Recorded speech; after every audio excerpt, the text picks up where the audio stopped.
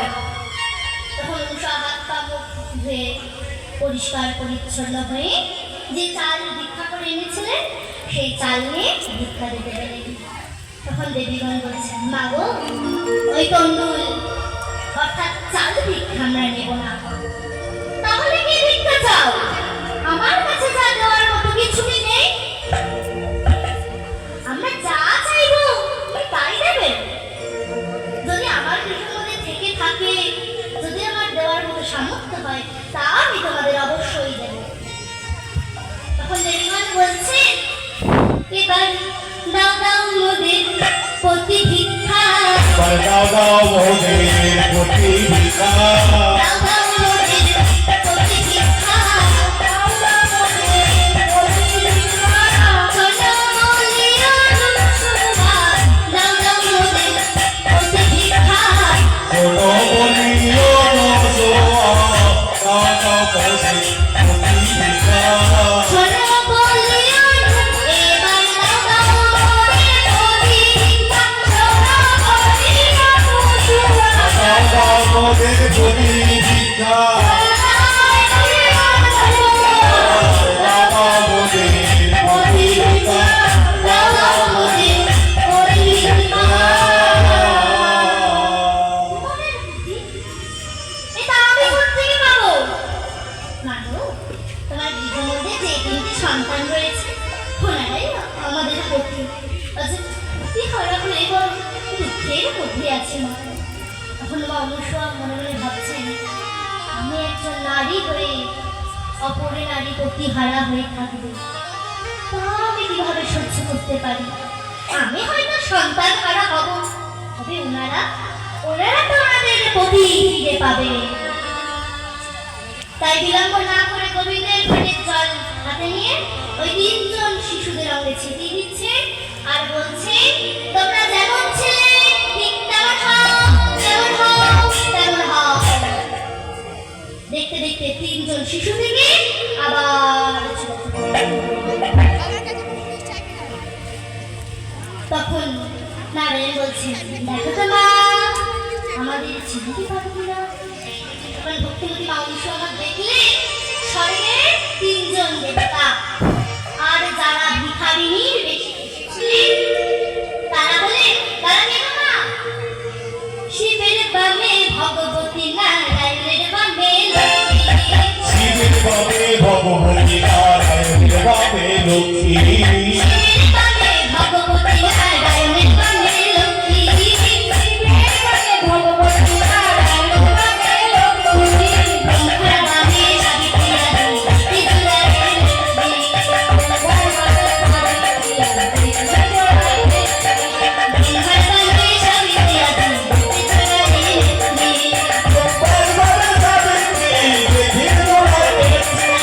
তারা যুগলে দাঁড়ালো, যুগলে দাঁড়ালো, আপন আপন প্রতিটি যুগলে দাঁড়ালো, আপন আপন প্রতিটি যুগলে দাঁড়ালো, আপন আপন প্রতিটি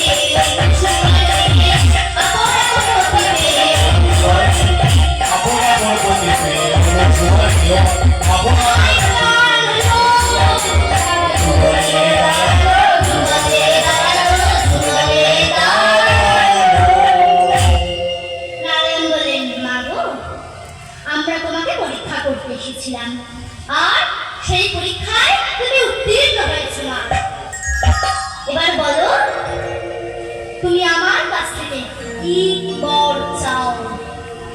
তখন মানুষ তৎক্ষণাৎ নারায়ণের চরণ দুটি জড়িয়ে ধরে বলছে, প্রভু গো, প্রভু, তুমি এই দয়াটুকু তুমি করো, এই কৃপাটুকু তুমি করো, যাতে আমরা জন্ম জন্মান্তর তোমার এই রাঙা চরণের সেবা করতে পারি। নারায়ণ বলে, বেশ বেশ, তথাস্তু। আবার গ্রন্থ বলছেন, তুমি বলো না, আমি তোমাকে কি বর দিতে পারি?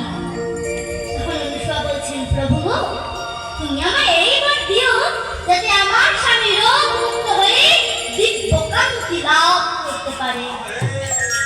তখন ব্রহ্মা বলেন, বেশ বেশ, তথাস্তু। দেখতে দেখতে পৈতৃক রোগ মুক্ত হয়ে সুপুরুষ হয়ে উঠলেন। তখন শিব বলছে, মা গো, তোমাকে আমার কাছে কোনো বর চাইতে হবে না। আমি তোমাকে এইবার দিলাম যে তোমার এই পাতার কুটির এক বিরাট অট্টালিকায় পরিণত হয়ে যাবে। না না না প্রভু, না, তুমি আমাকে ওই বরটা দিও না প্রভু। কেন মা? কারণ ওই সাহায্য পেলে ভুলে যাব, ওই সাহায্য পেলে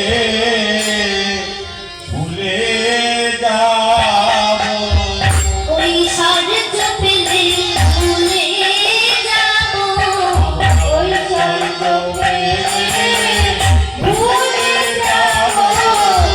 অরালি মাই মস্ত হয়ে ওই সাহায্য পেলে ভুলে যাব।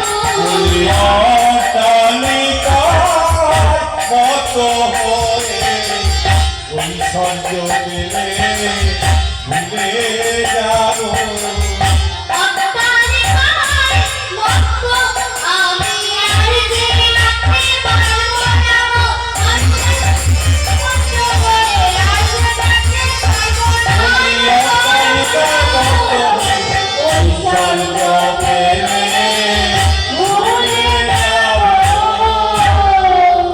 শিব বললেন, না মা, সবকিছু পেয়েও তোমাদের উভয়েরই ভগবানের প্রতি মতি ভক্তি শ্রদ্ধা সব কিছু থাকবে। এই বলে তিনজন দেবতা মা অনুসূয়াকে বর প্রদান করে অর্ধাঙ্গিনীদের সঙ্গে নিয়ে আবার স্বর্গবাড়ি ফিরে গেলেন। অপরদিকে ভক্তরা সাজার গৃহে উঠল কান্নার রোদ। জানে সেখানে জানতেই না যে তার কন্যাদের বিবাহ সম্পন্ন হয়েছে। তা জানতে পেরে মহারাজ কি বলছেন, মহারাজ আমায় বলে দাও, আমায় বলে দাও, আমায় বলে দাও, আমায় বলে দাও, আমায় বলে দাও স্বামী, আমায় বলে দাও, আমায় বলে দাও, আমায় বলে দাও। লাও মঙ্গলে শিবে সর্বার্থ সাধিকে, শরণ্যে ত্র্যম্বকে গৌরী, নারায়ণে নমস্তুতে। সৃষ্টি স্থিতি বিনাশায় শক্তিভূতে সনাতনে, গুণস্থায়ী গুণাময়ী, নারায়ণে নমস্তুতে।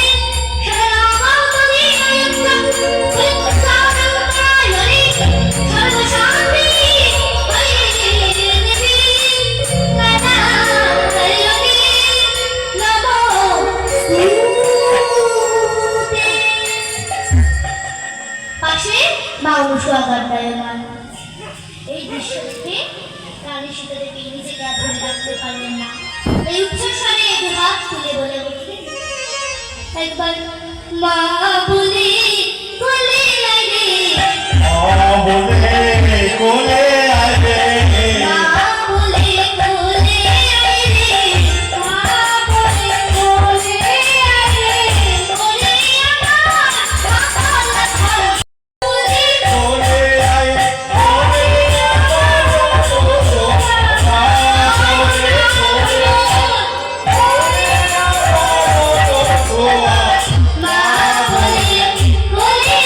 রে, মা বলে।